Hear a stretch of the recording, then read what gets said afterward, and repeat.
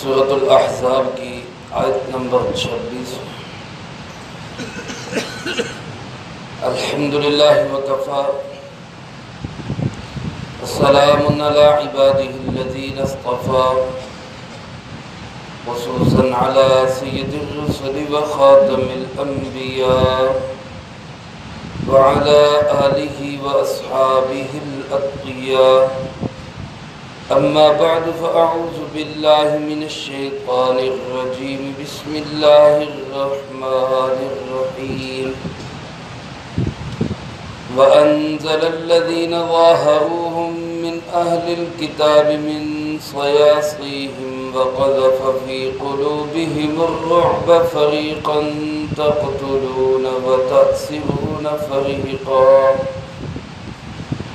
وأورثكم أرضهم وديارهم وأموالهم وأرضا لم تطئوها وكان الله على كل شيء قديرا۔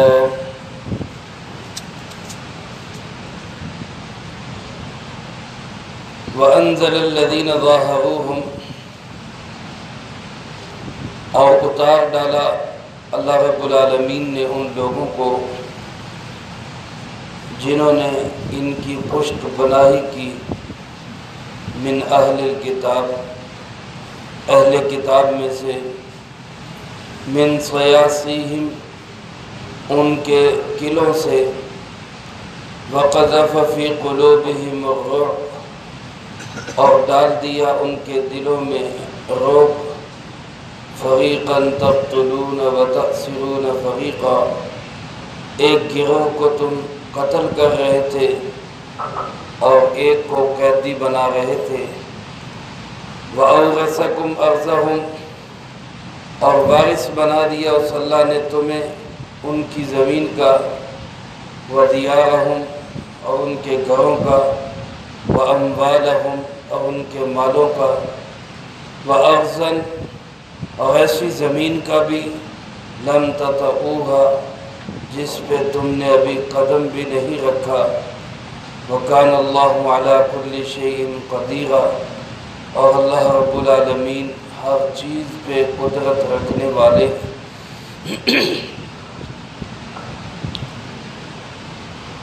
ان دو آیات مبارکہ میں اللہ رب العالمین نے غزوہ بنو قریظہ کا ذکر فرمایا ہے، اور اس کے ساتھ ہی آگے ایک اور بہت بڑی فتح کی خوشخبری اور نوید سنائی ہے۔ بنو قریظہ ایک قبیلے کا نام ہے جن کے قلعے اور جن کا علاقہ مدینہ منورہ سے مشرق کی طرف اگر باہر کو نکلیں تو چند میل کے فاصلے پر ان کا محلہ، ان کے قلعے اور ان کی آبادی آتی ہے۔ جس وقت رسول اللہ صلی اللہ علیہ وسلم ہجرت فرما کر مدینہ منورہ تشریف لائے تو وہاں آپ علیہ السلام نے باقاعدہ طور پہ اپنی سیاسی زندگی کا آغاز فرمایا، تو آپ نے مدینہ منورہ کو اپنا پایہ تخت بنایا، ریاست مدینہ منورہ قائم کی۔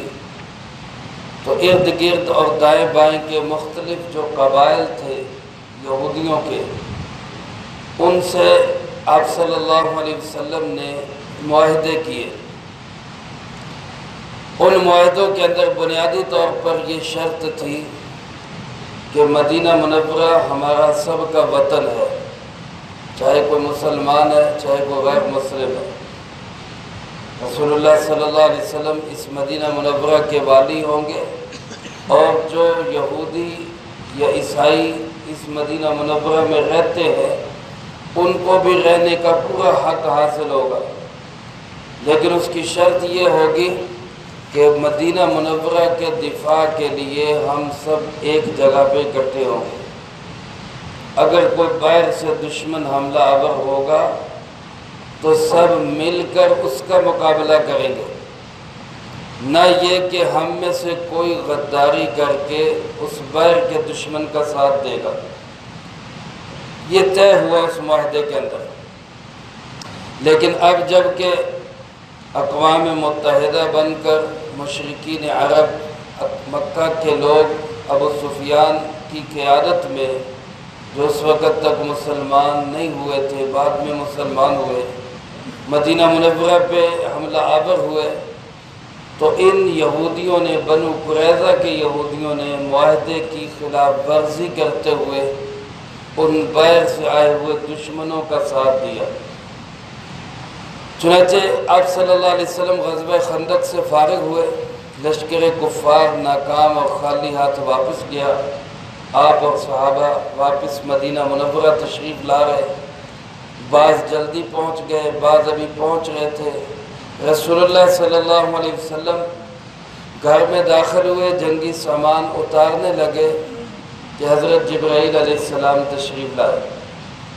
حضرت دحیہ کلبی رضی اللہ تعالیٰ عنہ ایک صحابی ہے جن کی شکل میں اکثر حضرت جبرائیل علیہ السلام تشریف لایا کرتے تھے، دحیہ کلبی، ان کی شکل میں حاضر خدمت ہوئے، جنگی لباس پہنا ہوا تھا، تیر تلوار کے ساتھ لیس تھے، تو آ کے آپ صلی اللہ علیہ وسلم سے کہنے لگے کہ جناب آپ ہتھیار اتار رہے ہیں، آپ جنگ کا ساز و سامان نکال رہے ہیں، حالانکہ ابھی بنو قریظہ کو سبق سکھانا تو باقی ہے۔ اللہ رب العالمین نے یہ حکم دیا ہے کہ اسی حال میں بنو قریظہ کی طرف جائیں اور اس کو اس کی غداری کا سبق سکھا کر آئیں۔ میرے دوستو ذرا اندازہ کریں، مہینے بھر کی تھکاوٹ اور مہینے بھر کے اعصابی شدید ترین اعصابی لڑائی کے بعد ابھی مسلمان فاتحانہ واپس مدینہ منورہ تشریف لا رہے ہیں، ابھی خوشیاں نہیں منائی گئی، ابھی جشن نہیں منائے گئے کہ حکم آ گیا کہ آگے چلیں۔ یہ کام والے ہوتے ہیں جو محض جشن منانے اور خوشیاں منانے میں نہیں لگے رہتے، بلکہ وہ کام کو دیکھتے ہیں، ہمارا کام کہاں تک ہوا ہے اور آگے کہاں تک ہم نے کرنا ہے۔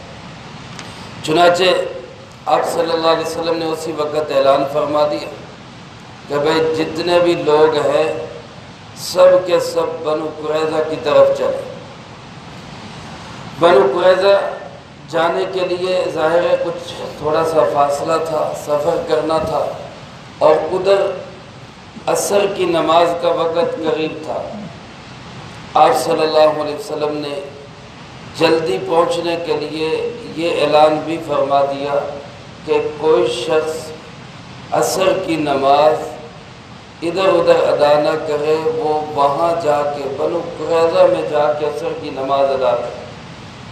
یہ حکم دیا آپ نے، جتنے لوگ ہیں سب نماز وہاں بنو قریظہ میں جا کے ادا کریں۔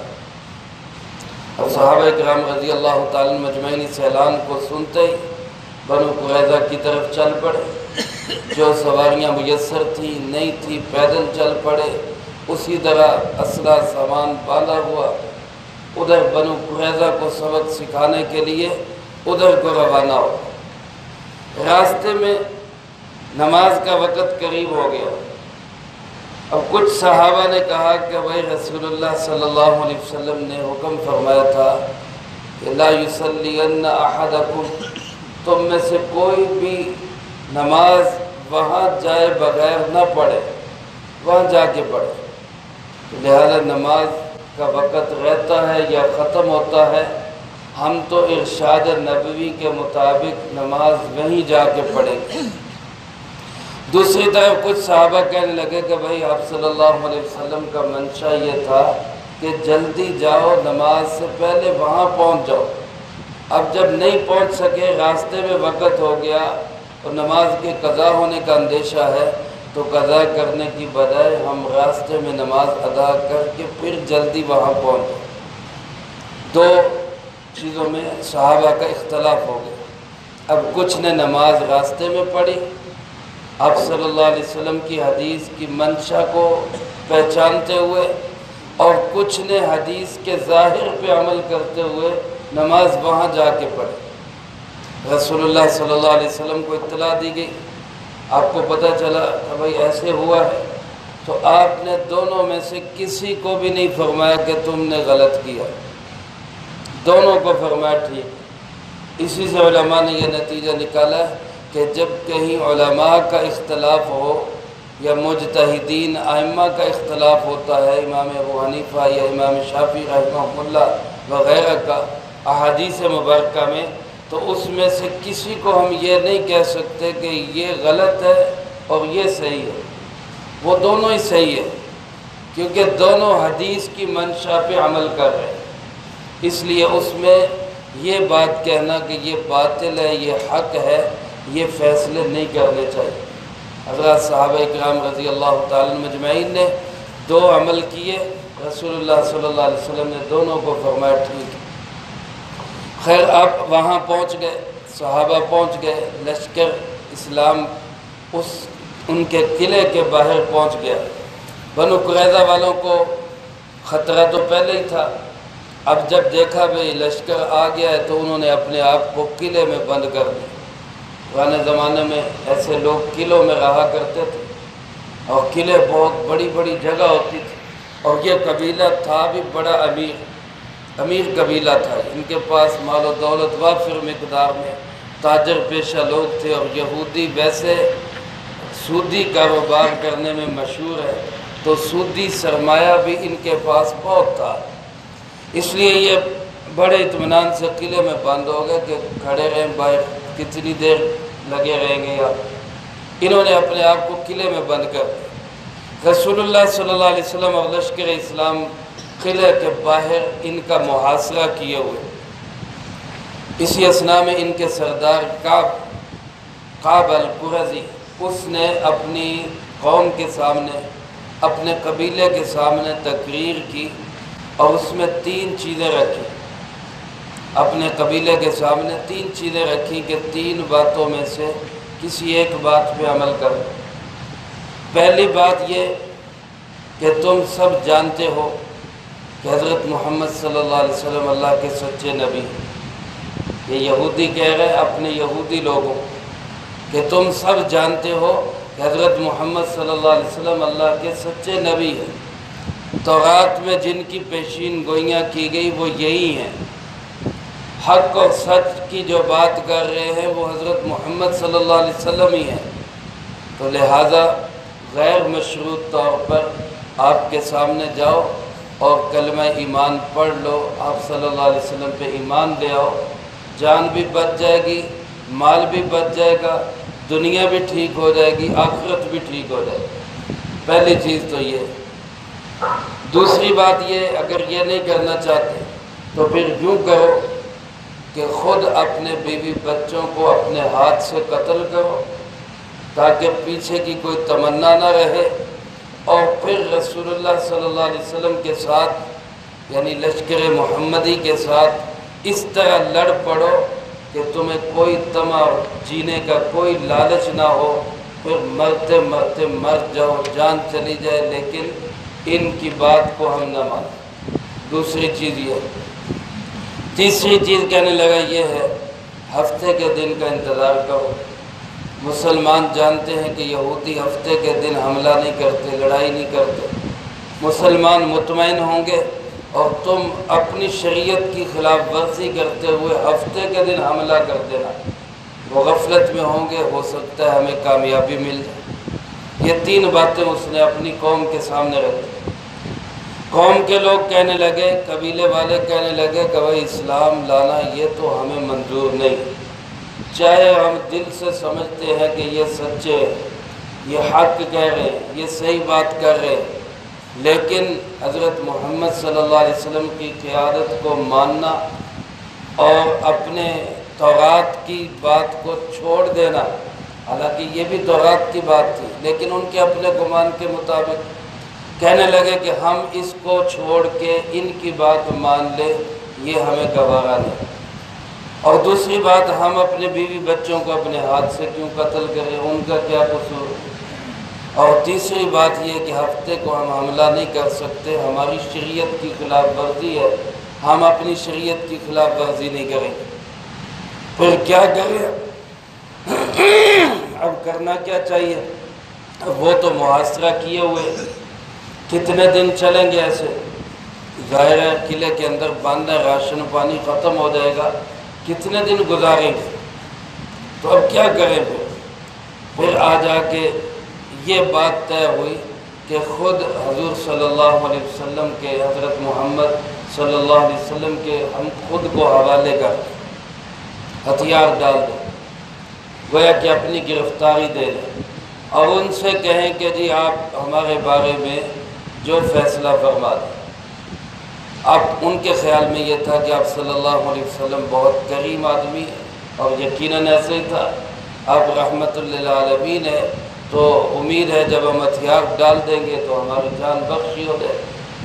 اب جب انہوں نے اس پہ سب نے اتفاق کیا اور پھر انہوں نے اپنے ہتھیار ڈال دیے، رسول اللہ صلی اللہ علیہ وسلم سے فرمایا آپ جو فیصلہ کر دیں، تو آپ نے بھی بڑی کمال رحمت کا مظاہرہ کرتے ہوئے فرمایا تم ہی بتاؤ تمہارا فیصلہ کون کرے، کس کے فیصلے پہ تم راضی ہو؟ میرے صحابہ ہیں، مدینہ منورہ کے بڑے بڑے سردار ہیں، تمہارے پہلے تعلقات بھی ان کے ساتھ ہے، تمہارے ہی قبائل کے لوگ اسلام بھی لائے ہیں، بتاؤ کس کے فیصلے پہ تم راضی ہو؟ تو انہوں نے اوس کے ساتھ، قبیلہ اوس کے ساتھ ان کے بڑے اچھے تعلقات تھے، جن کے سردار تھے سعد ابن معاذ رضی اللہ تعالی، جن کا گزشتہ درس میں تذکرہ کر چکا ہوں کہ انہوں نے اللہ پاک سے 2 دعائیں کی تھی، زخمی ہو گئے تھے، تیر لگا تھا، زخمی ہوئے تھے، تو انہوں نے 2 دعائیں کی تھی کہ یا اللہ اگر اس کے بعد کفار کے لشکر نے کوئی حملہ کرنا ہے تو مجھے زندہ رکھ، ورنہ مجھے شہادت کی موت عطا فرما۔ اور دوسری دعا یہ کی تھی کہ جب تک بنو قریظہ کا انجام اپنی آنکھوں سے نہ دیکھ لوں مجھے موت نہ دینا۔ اب انہوں نے بھی نام انہی کا لیا کہ سعد ابن معاذ ہمارا جو فیصلہ کر دے ہمیں منظور ہے۔ آپ صلی اللہ علیہ وسلم نے فرمایا بالکل ٹھیک ہے، سعد کے فیصلے پہ میں بھی راضی ہوں۔ آپ نے پتہ کیا ہے بھی سعد کہاں ہے؟ تو بتایا گیا کہ جناب وہ تو خیمے میں آرام کر رہے ہیں، زخمی ہیں، بازو کی رگ اکحل کٹی ہوئی ہے، شاہ رگ جو ہے خون والی جو نالی ہے وہ کٹی ہوئی ہے، زخم پہ پٹی کی ہوئی آرام کر رہے ہیں۔ آپ نے فرمایا کہ ان کو جا کے اطلاع کرو اور ان کو لاؤ کسی طرح، ان کے فیصلے پہ ہی عمل درآمد ہوگا۔ یہ بھی اس پہ راضی ہیں، میں بھی اس پہ راضی ہوں۔ حضرت سعد ابن معاذ رضی اللہ تعالیٰ عنہ کو لایا گیا، جب وہ تشریف لائے تو انہوں نے فیصلہ فرمایا، اور ان کے فیصلے کو رسول اللہ صلی اللہ علیہ وسلم نے فرمایا کہ سعد تو نے وہی فیصلہ کیا ہے جو عرش پہ رب کا فیصلہ تھا، وہی فیصلہ تو نے کیا۔ حضرت سعد ابن معاذ رضی اللہ تعالیٰ نے کیا فیصلہ فرمایا؟ حضرت سعد نے فرمایا کہ بھائی ان کے جتنے وہ لوگ ہیں جو جنگ نہیں کر سکتے، عورتیں اور بچے اور بوڑھے، ان کو تو بنایا جائے قیدی، ان کو مسلمان قید میں رکھے، اور جو ان کے جنگجو مرد ہیں، جنگ کرنے والے نوجوان ہیں جو جنگ میں حصہ لے سکتے ہیں، ان سب کو قتل کیا جائے، ان سب کو قتل کیا جائے۔ رسول اللہ صلی اللہ علیہ وسلم نے فرمایا پہلی کتابوں میں بھی یہی فیصلہ درج ہے، ایسے جرم کا یہی فیصلہ درج ہے، تورات کے اندر یہی فیصلہ لکھا ہوا تھا کہ غدار کی سزائے موت ہے۔ حضرت سعد ابن معاذ نے صحیح فیصلہ فرمایا۔ علماء نے لکھا ہے کہ فیصلہ کرنے کے بعد اس پہ عمل درآمد ہوا، 600 کے لگ بھگ ان کے جوان مرد تھے، اسی خندق کے کناروں پہ ان کو رسول اللہ صلی اللہ علیہ وسلم نے انہی کے فیصلے کے مطابق، کیونکہ وہ خود اس فیصلے پہ راضی تھے، حضرت سعد ابن معاذ کو انہوں نے خود فیصل مقرر کیا تھا، غدار کی سزا بھی یہی ہے، تو اسی فیصلے کے مطابق ان کے 600 مردوں کو قتل کیا گیا، ان کی عورتوں، بچوں کو، بوڑھوں کو قیدی بنایا گیا۔ اللہ رب العالمین نے اسی کی طرف اشارہ کرتے ہوئے فرمایا وَأَنزَلَ الَّذِينَ ظَاهَرُوهُم مِّنْ أَهْلِ الْكِتَابِ، اللہ نے اتارا ان کو، اللہ نے ان کو اتارا من صیاصیہم، ان کے قلعوں سے، وہ اپنے بلند و بالا مضبوط قلعوں میں تھے، اللہ نے ان کو اتارا، ظاہرہم جنہوں نے ان کافروں کی لشکر کفار کی پشت پناہی کی تھی، جنہوں نے ان کو بیعت سے ان کو مدد فراہم کی تھی، جو اہل کتاب کے لوگ تھے، اور ان کے دلوں میں اللہ نے رعب ڈال دیا۔ حالانکہ وہ قلعوں میں بند تھے، بند رہ جاتے تو رہ جاتے، مہینوں گزر جاتے، کب تک باہر معاشرہ رہتا، لیکن بند ہو کے بھی، مضبوط قلعوں میں ہو کے بھی، ان کے دلوں کے اندر اسلام کا ایسا رعب پیدا ہوا کہ وہ نیچے اترنے کو خود ہی تیار ہو گئے۔ اللہ پاک فرماتے فریقاً تقتلون، ایک گروہ کو تم قتل کر رہے تھے، وتأسرون فریقا، اور ایک گروہ کو تم قیدی بنا رہے تھے، مردوں عورتوں بچوں کو قید کیا جا رہا تھا اور جوان مردوں کو قتل کیا جا رہا تھا۔ علماء نے لکھا کہ ایک شخص تھے جن کا نام عمر قرظی تھا رضی اللہ تعالیٰ، وہ اسلام لے آئے، اسی قبیلے کے فرد تھے، انہوں نے اسلام قبول کر لیا، ان کی جان بچ گئی۔ اور ایک اور شخص تھے زبیر ابن باتا، ان کا تعلق تھا ثابت ابن قیس شماس رضی اللہ تعالیٰ۔ ایک جنگ ہوئی تھی زمانہ جاہلیت میں جس کو جنگ بعاث کہا جاتا ہے، اس جنگ میں یہ ثابت ابن قیس اس کے قیدی بنے تھے، اسی زبیر ابن باتا کے۔ تو زبیر ابن باتا نے ان کو قید میں لینے کے باوجود احسان کر کے صرف ان کا سر مونڈ کے ان کو چھوڑ دیا تھا، قتل نہیں کیا تھا۔ اب جب یہ قابو میں آیا تو حضرت ثابت ابن قیس نے رسول اللہ صلی اللہ علیہ وسلم سے درخواست کی کہ جناب اس نے مجھ پہ احسان کیا تھا، تب مجھے قتل نہیں کیا تھا، آپ مہربانی فرمائیں اس کو چھوڑ دیں۔ قربان جائے رسول اللہ صلی اللہ علیہ وسلم اپنے ساتھیوں کی باتوں کا کس قدر خیال رکھتے تھے، حالانکہ فیصلہ ہو چکا تھا، لیکن احسان کا بدلہ احسان کے ساتھ دینے کے لیے رسول اللہ صلی اللہ علیہ وسلم نے فرمایا ٹھیک ہے، اس نے تمہیں قتل نہیں کیا تھا، ہم تمہارے کہنے پہ اس کو قتل نہیں کرتے، اس کو چھوڑ دیا۔ لیکن جب اس کو چھوڑا تو وہ کہنے لگا ثابت وہ شخص کیا جیے گا جس کے بیوی بچے قید میں ہوں، وہ تمہاری قید میں ہوں، میں جی کے کیا کروں گا۔ حضرت ثابت نے پھر رسول اللہ صلی اللہ علیہ وسلم سے عرض کیا کہ جی وہ میرا محسن ہے، آپ مہربانی فرمائیں، میں اس کے احسان کا بدلہ چکانا چاہتا ہوں، اب اس کے بیوی بچوں کو بھی چھوڑ۔ آپ نے فرمایا ٹھیک ہے، زبیر کے بیوی بچوں کو بھی چھوڑ، ان کو بھی چھوڑ دیا۔ وہ پھر کہنے لگا وہ شخص کیا کرے گا جو جس کے بیوی بچے بھی ہوں، اہل و عیال بھی ہو، لیکن اس کے پاس کھانے کو کچھ نہ ہو، مال و دولت کچھ نہ ہو، وہ کیا جیے گا۔ حضرت ثابت پھر رسول اللہ صلی اللہ علیہ وسلم کی خدمت میں حاضر ہوئے، اللہ کے محبوب اس کا مال بھی اس کو دے دو۔ آپ نے فرمایا چلو اس کا مال بھی دے دو۔ یعنی یہ محسن احسان فراموش لوگ نہیں تھے، اسلام احسان فراموشی نہیں سکھاتا، اسلام احسان کرنے والے کا بدلہ احسان کے ساتھ دینا اس کو سکھاتا۔ آپ نے فرمایا مال بھی دے دو۔ اب اس کو بیوی بچے بھی مل گئے، مال بھی مل گیا، جان بھی بخشی گئی۔ اب پھر کہنے لگا حضرت ثابت سے کہ وہ جو بنو قریظہ کا فلاں سردار ہے اس کا کیا بنا۔ حضرت ثابت نے کہا اس کو قتل کر دیا گیا۔ کعب کا کیا بنا، اس کو بھی قتل کر دیا گیا۔ فلاں سردار کا کیا بنا، اس کو بھی قتل کر دیا گیا۔ اب اس شخص کی قومی غیرت بھی دیکھیں۔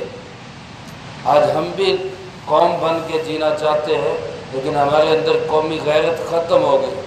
ہم لوگ کہتے ہیں بس اپنا مفاد سامنے ہو، قوم جاتی ہے بھاڑ میں جائے، میرا کام پورا ہونا چاہیے۔ ان کی قومی غیرت بھی دیکھیں۔ زبیر ابن باتا خود کی جان بھی بخشی ہو گئی، مال بھی مل گیا، بیوی بچے بھی مل گئے، خود جی سکتا تھا سکون سے، لیکن کہنے لگا کہ جب میرے سارے سردار قتل ہو گئے، میرے قبیلے کے بڑے بڑے لوگ قتل ہو گئے، تو میں جی کے کیا کروں گا، میں ان کے بغیر زندہ نہیں رہنا چاہتا، مجھے بھی قتل کرو، مجھے بھی قتل کرو۔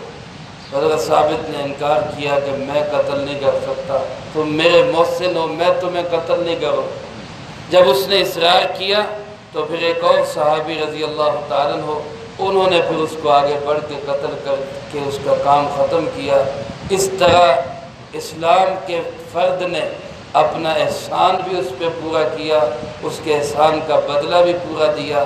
علماء فرماتے ہیں یہ دونوں تاریخی واقعات ہیں، قومی غیرت بھی، اس شخص کی قومی غیرت، اور ادھر اسلام کی احسان پسندی، احسان کرنے والے کا بدلہ احسان کے ساتھ دے۔ اللہ ہمیں بھی ایسی توفیق نصیب فرمائے۔ آج تو ہم محسن خوش ہو گئے، ہمارے ساتھ کوئی نیکی کرتا ہے تو ہم اس کا بدلہ اچھائی سے دینے کی بجائے اسی کو ڈسنے لگ جاتے ہیں۔ کسی نے کہا نا اصلہ نال جے نیکی کریے تو اصلہ نال جے نیکی کریے نسلہ تک نہیں بول دے، تو بد اصلہ نال جے نیکی کریے تو پٹھنیاں چالا چلتے۔ ہمارا حساب بھی وہی بناؤ، ہمارے ساتھ کوئی نیکی کرے اس کے ساتھ اچھا سلوک کرنے کی بجائے ہم الٹی چال چل کے اسی کو نیچا دکھانے کی کوشش کرتے۔ اللہ ہمیں محسنین کے احسان کا بدلہ چکانے کی توفیق نصیب فرمائے۔ حدیث پاک میں جو بندوں کا احسان اور بندوں کا شکر ادا نہیں کرتا وہ اللہ کا شکر بھی ادا نہیں کر سکتا۔ ہمارے ساتھ کوئی نیکی کرے تو ہمیں اس کا شکر گزار رہنا چاہیے۔ اللہ پاک فرماتے ہیں وَأَوْرَثَكُمْ أَرْضَهُمْ وَدِيَارَهُمْ، ان کی زمین کا، ان کے گھروں کا، ان کے مالوں کا ہم نے تمہیں وارث بنا دیا۔ بڑے بڑے ان کے قلعے اور مال و دولت سب اللہ نے مسلمانوں کو عطا کر دی۔ اور اللہ فرماتے وَأَرْضًا لَمْ تَطَئُوهَا، اور ایسی زمین بھی میں نے تمہیں دے دی جس زمین کو ابھی تم نے روندا بھی نہیں، جہاں ابھی تم نے قدم بھی نہیں رکھا، تمہارے ان قربانیوں کی بدولت میں نے وہ زمینیں بھی تمہیں دینے کا فیصلہ کر دیا۔ علماء فرماتے ہیں اس زمین سے مراد خیبر ہے، جو اس کے 1 سال کے بعد ہی اللہ نے خیبر کی فتح عطا فرما دی تھی۔ یا بعض علماء فرماتے کہ اس سے مراد مکہ مکرمہ، اللہ نے اس کے بعد سن 8 ہجری میں مکہ مکرمہ فتح کروا دی۔ اور بعض علماء فرماتے اس سے مراد قیصر و کسریٰ کی زمینیں ہیں جو حضرت عمر کے دور میں اسلام کے زیر نگی آئی، وہ ساری مراد ہیں۔ اللہ نے اس کے بعد پھر فتوحات کا ایسا دروازہ کھولا، صحابہ کی قربانی اللہ کو ایسی پسند آ گئی، فتوحات کے وہ دروازے کھلے کہ پھر ساری دنیا نے آنکھوں سے دیکھا کہ اسلام کی حکومت چاروں طرف پھیلی تھی۔ لیکن میرے دوستو یہ ہوتا قربانیوں کے بعد، گھر میں بیٹھے رہنے سے نہیں۔ جب انسان دین کے لیے ہاتھ پاؤں مارتا ہے، جد و جہد کو کوشش اور محنت کرتا ہے، تو پھر اللہ رب العالمین ان قربانیوں کی بدولت یہ مقام عطا فرماتے ہیں۔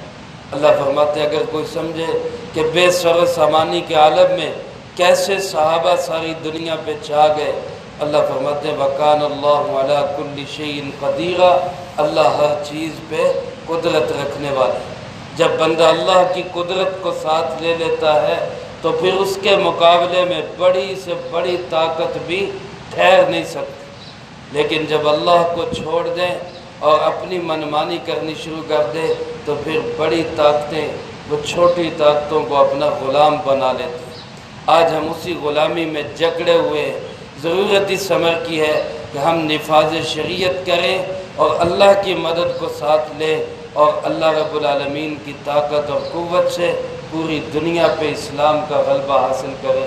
اللہ مجھے آپ کو سب کو اس کی توفیق نصیب فرمائے، جو کہا سنا اس کو زندگی میں لا کے دوسروں تک پہنچانے کی توفیق عطا فرمائے۔